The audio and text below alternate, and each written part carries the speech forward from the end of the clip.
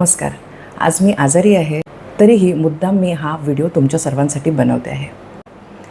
पूर्वी मला सगळेजण हाच प्रश्न विचारायचे, डॉक्टर असून तुम्ही आजारी कसं काय पडता? पण हल्लीच्या काळात मला हाही प्रश्न विचारला जात नाही.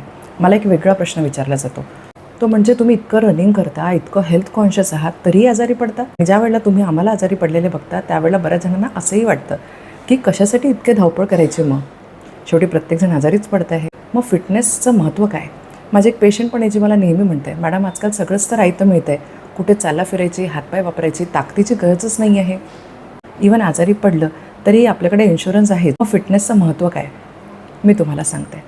कल्पना करा, आपण सगळेजण एका समुद्रात आहोत आणि या समुद्रात कायम वादळं येत असतात. फिटनेस असेल तर वादळं येणार नाहीत असं कधीही होणार नाही.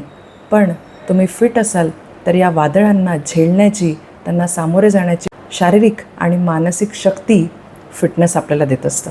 आजारी तर प्रत्येकजण पडतो, पण आजारातून आपण किती लवकर बरं होतो हे आपल्या फिटनेसवर डिपेंड करतं. 2 व्यक्तीचं सारखंच ऑपरेशन होतं, सर्जरीच्या स्टेप्स सारख्या असतात, पण जो व्यक्ती रेग्युलर व्यायाम करतो, त्याच्या आहाराकडे लक्ष देतो, तो ऑपरेशनमधून लवकर बरा होतो, कम्प्लिटली रिकवर होतो. जो आहारावर लक्ष देत नाही, व्यायाम करत नाही, ज्याला स्मोकिंग, ड्रिंकिंग असे व्यसनं आहेत, त्या व्यक्तीमध्ये कॉम्प्लिकेशन्स होण्याचे चान्सेस खूप जास्त असतात. स्टेप्स सारख्याच, सर्जरीसारखीच, डॉक्टर तोच, पण कॉम्प्लिकेशन्स हे पेशंटच्या फिटनेसवर डिपेंड करतात. त्यामुळे एखादा व्यक्ती जो रेग्युलर व्यायाम करतो, पौष्टिक आहार खातो, तो आजारी पडणारच नाही किंवा त्याला कुठला आजार होणारच नाही किंवा तो 100 वर्ष जगेलच किंवा तो अमर होईल अशी कुठलीच गॅरंटी नाही. पण कुठलाही आजार झाला तर तो लवकर बरा होईल.